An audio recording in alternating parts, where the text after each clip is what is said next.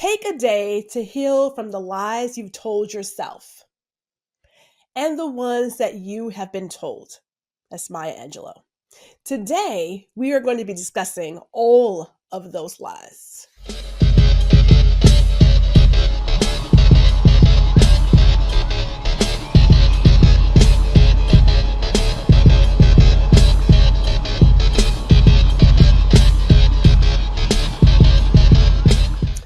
Hello and welcome to Ladies Listen Up. My name is Gwendolyn G.R. Houston Jack. And today we are talking about the lies. Now, we've been focusing on self-love for a while. We've been focusing on redefining who we are, truly getting to our core.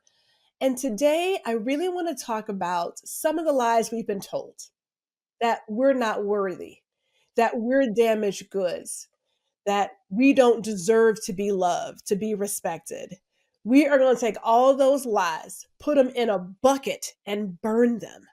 And to help us do a little bit of burning, we have a special guest.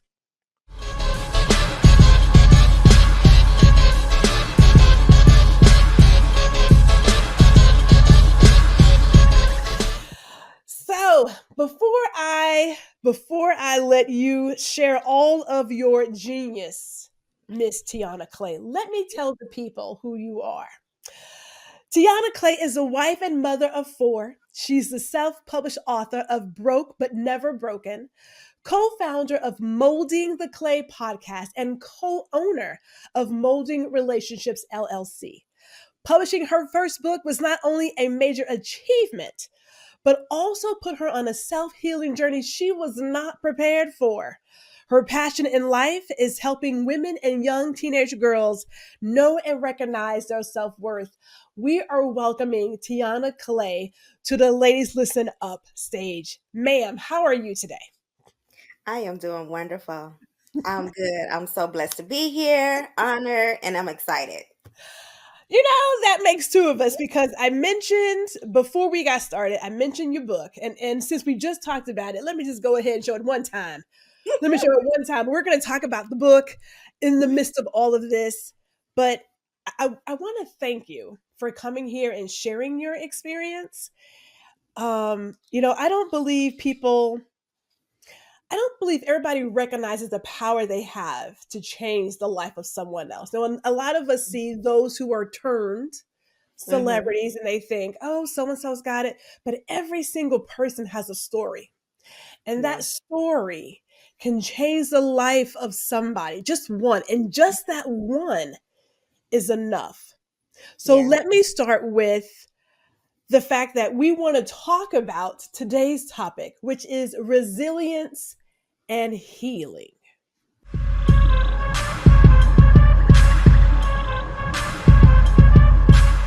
All right, let's get into it. Let's get into our very first one. Yes. Here's my question for you. Okay. Because I read the memoir, and I'm not going to tell any lies here because, I want to be honest. I had my Kleenex. I had my box. You know what I'm saying? Because I remember seeing it on Instagram that your book was coming out, and I was like, oh, okay, well, let me get ready to get, a copy. Okay. And then I got the book, and I was like, okay, well, I got some weekend reading. Perfect. And then I got into it. I was like, wait, stop. I actually put it down a couple of times. Because I was like, is this the same woman that this is that woman? So let me ask you this. Your memoir, it touches on the journey of you realizing your own worth. Can you share a pivotal moment when you begin to see yourself as worthy of love? I think it wasn't until I turned 30 that I realized my worth. And that's a long time to go through life and not realize what your worth is. It was when I got with my current wife, is when I started actually realizing what my true worth was. And that's because she made me really realize like what I can do in life Mhm. um, that I'm not my past, and Mm. that I can do whatever it is that I want to put my mind to. I just have to have that drive to do it, and I have to know that I can do it. Um, I have been put down so much in my life and had this stereotype Mhm. of who I was and who I used to be, to where that stayed in my mind for a long time. Like, this is all I'm capable of doing, you know? Mhm. Mhm. And then when I met her, all of that changed. And so when I started realizing what my worth was, what I was worthy of Mhm. love, um, that was the best feeling in the world. The best. Because all this time I thought I knew what love was. I thought Yeah. I knew what it felt like to be loved. And it was Mm. all the wrong bad things until I experienced this whole different side of life. I just could not believe it. I'm still sometimes in awe. Like, okay. I I understand that, and I can't help but make a quick pivot before I get back to what I want to talk about.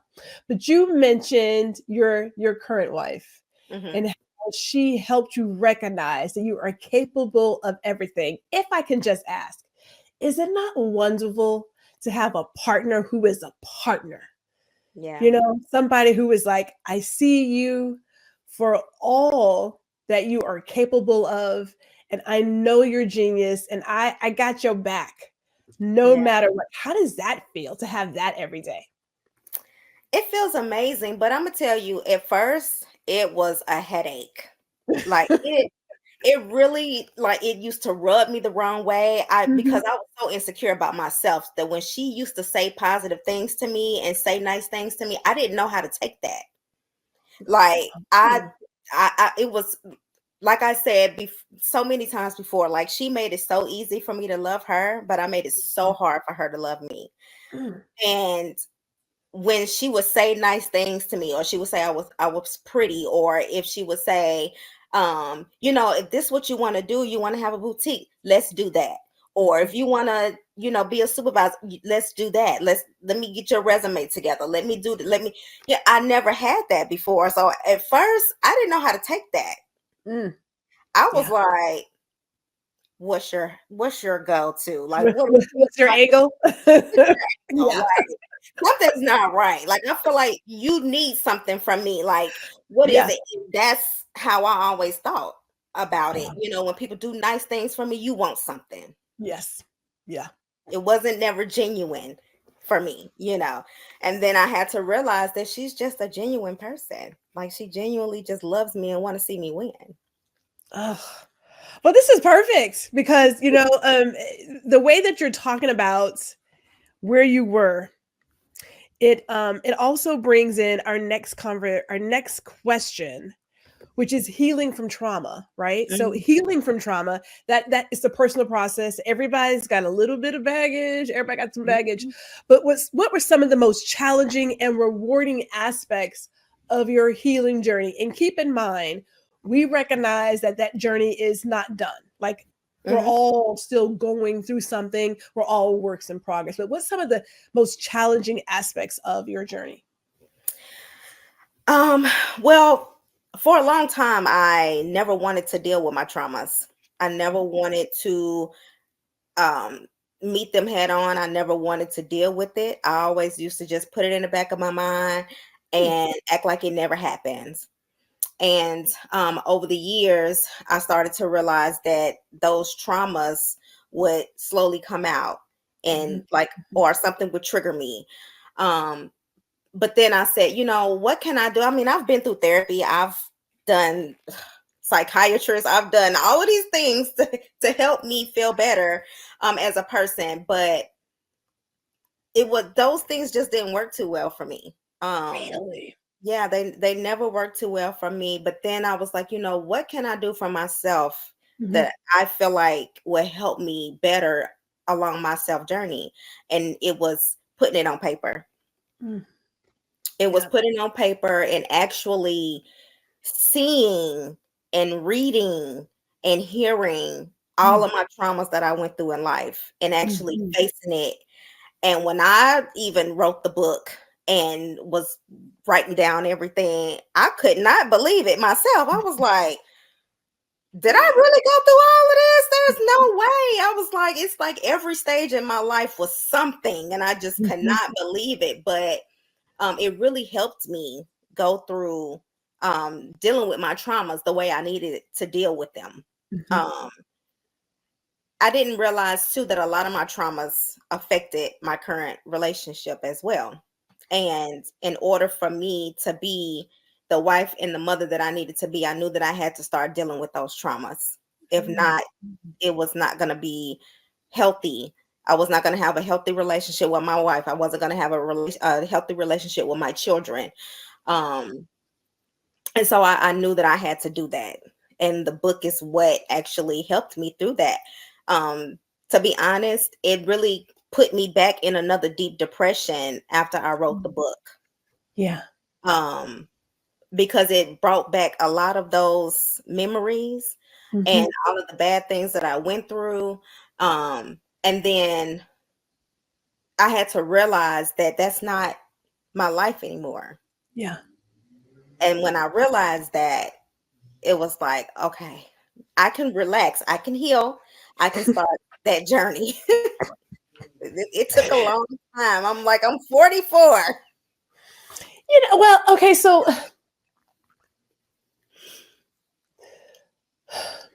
I can see and I can respect that going back and putting it on paper has always been telling for me. I remember working with some people and telling them that, when you put it on paper, there's more commitment to it because now you can see it. Like it's there in black and white, like it's there right in front of you. And people will often say, well, I don't know. It's like you do know, but you don't feel comfortable saying it because if you say it, then you have to like recognize it and put your arms around it. But when you write it down, you can't help but look at the black and white. You know what I'm saying? And I highlighted this sentence, which I'll let you speak on. It says, with time, therapy, and an unrelenting determination, I begin to recognize my worth. And I thought, oh, there's time here.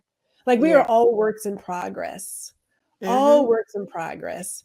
And when you mentioned that, like just writing this put you back into a depression, did it set you back a great deal? Or was it just, okay, I hadn't really taken care of all of this baggage? It didn't really set me back too much. I think the main thing was when I wrote the book, the only thing that was stopping me from actually putting the book out and hitting submit was my mother. I knew that once she got a hold to the book and she read the book, however, in my mind, I thought, okay, when she reads this book, maybe that'll help her give a more understanding of why our relationship is the way that it is today. That was my thought process. Yeah. But then I realized I forgot who I'm talking about. So it might not go so well. And so, but I was like, I can't. My wife was like, Tiana, you cannot not do this. Like you took this time to write the book. It took you this long. Like you have to put it out. Like it's gonna help somebody. And that was my main reason for wanting to put it out, because I wanted to help just one person. But when my mother read the book, she cut me off. Like, yeah, she told me she didn't want to have anything to do with me anymore. I was no longer her child. And that is what really took me into another depression, because I kind of felt that was going to come. But I was hoping that it didn't. And it hurt me because I'm like, I'm your child. And the fact that you read the book and you knew of all those things that I went through that you didn't even have no idea about. And all you worried about and cared about was what was said about you in the book. And like I told her, I can't tell my truth if I can't tell your truth. Right. So, so that was the hardest part. But today, I'm just like, hopefully one day my mom will come around and she'll be okay and she'll finish it and she'll realize that, well, maybe I should have finished the book. because it gets better, and it Yeah. explains why our relationship is the way that it is, and Mhm. the fact that she has trauma in her life, and that's who she is as a person because of her trauma. So, Yeah. but you know, me going through therapy, because I'm going through therapy now. I have a life coach. They're definitely helping me understand my worth as a woman. Mhm. Um, like I said before, my wife actually started that journey for me, by letting me know who I was as a woman and as a person. And when I started seeing my life coach and my therapist, I started seeing it a lot more. Ah, So, well, that's a perfect segue because, like, that's our next question, believe it or not. So, how do you believe love, whether that's self love, platonic love, romantic love, how do you believe that love played or it plays a role in your healing process? um, I think when you know that it's genuine, Mhm.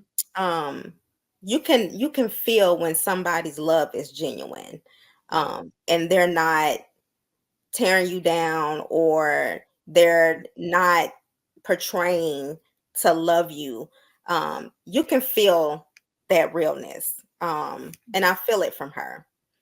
And not just from her, but from my friends that I call my sisters. Yeah. I have people around me that they cradle me, they hold me close, and they lift me up. And when I'm feeling down or going through the things that I go through mentally, they're there to help me through those moments. And as long as you have that Mhm. and it's real, I mean, you're gonna be able to make it through anything. I mean, I never really had that before. So it's definitely a different feeling for me.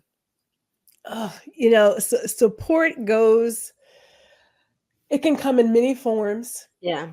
And I have found, having gone through my own set of foolishness, that when you have it, man, there is something about genuine support and Mhm. sincere love from other people Yeah. that changes your outlook. And here's what's interesting, because you give me all the stuff, all of it. Relationships. Now, you spoke about your mother. We can talk about that some more. But Mhm. the question on the table is, going through this journey, going through this journey, going through your self discovery, like, how has that impacted all of your relationships? Now, you've talked about your mother, where you kind of had a feeling maybe it would go sideways. And have there been any other relationships that maybe have gotten better because of you going through this process and sharing your story? I would not say better, but I think more of a better understanding. And I would Okay. say with my children, Oh. I have three adult children. And they're used to me being this easygoing, laid back, not a care in the world, just kind of letting them go free, do whatever, not really saying anything. No structure. Mhm. Um, and that's because I wasn't raised with structure. Mm. So when I started, when I got with my wife, and she started helping me see who I was as a person and as a mother, I began to change into this different person. Um, and it kind of changed the dynamic between me and my children. They Okay. didn't understand why I was becoming so strict, if that's what you want to call it. Why I changed, why I'm so different. You're not the same person. I got all of these things from them, and you're not the same anymore, and I don't like it. I'm like, no, what it is, you don't like the structure. You want to be able to go out here and do whatever it is that you want to do. And it's not like that no more. You're not going to disrespect me. You're not going to tell me what you're not going to do or what you're going to do. No. And so it kind of put a strain on our relationship Mhm. for a little bit. But then when they really got to know my wife, who she is as a person, how genuine she is, how loving she is, Mhm. they understood why and how I was able to transition into this different person. And they was like, They tell me all the time, they was like, "Mommy, I get it now. I get it, and I understand, and I respect that, you know." But it was hard for a minute because they gave me so much pushback and they made me feel so bad. And it's like, Okay, so I understand the becoming a better version of yourself mhm, from friends, right? mhm, And I'll use friends loosely because everybody ain't friend. right. Friends, associates, colleagues. I've had the people who were like, you were better when, but I never considered that when you have children who are seeing this change as well, they're like, wait a minute, I'm not so sure I want this better version. Yeah. Can we not have that? Because like it's easy to, and I shouldn't say easy because it's not easy. We are more open to letting go of associates who Mhm. don't want us to get better. Right. Right? There are some people who are miserable, who want to stay miserable. You can stay there by yourself. That's easy. But when Mhm. it's your children, you're like, oh, wait a minute. Yeah. how Yeah. do we how do we make this one work? Because I just Yeah. can't It put had me my mind on it. questioning. It had me questioning myself for a long time, and I felt bad. Oh, But then I had to tell myself, I had to realize what my kids, certainly my oldest two daughters, mhm. they grew up with me. Okay. I was 14 when I had my first daughter. I was Mm, 17 when I had my second daughter. And so they grew up with me and they saw a lot of the things that I went through in my mm, life. So there was never ever really structure in their life, yeah. ever. And a lot of things they saw that they should not have seen. And Mm, so that's pretty much all they know. All they knew was the street life. yeah. They didn't know structure. They didn't know any of these things. So it was foreign to them when I started providing that type of life for them. Because I'm like, you deserve better. Mm, A lot of the things that I did in my past in my life was for my children.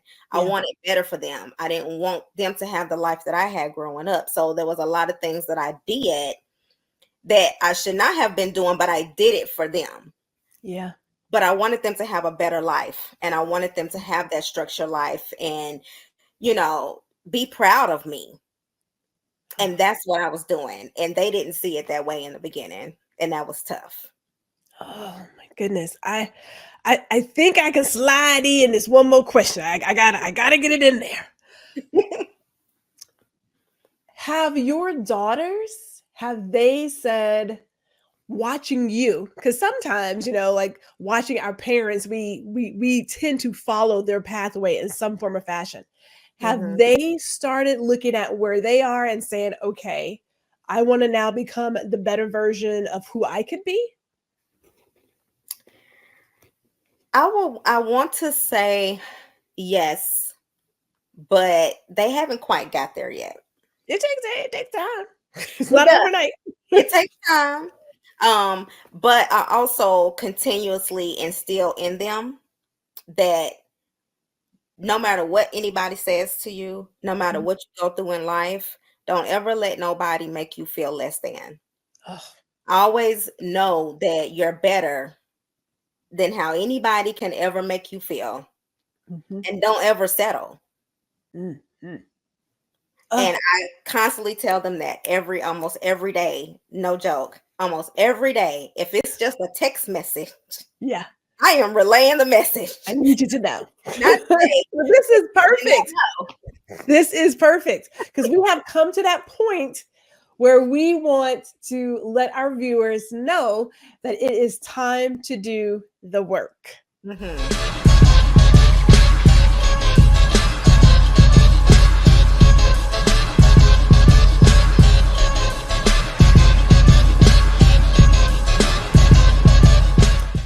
All right. So, since you give your daughters this great advice, what advice would you give to someone who is struggling to see their worth or heal from their traumas?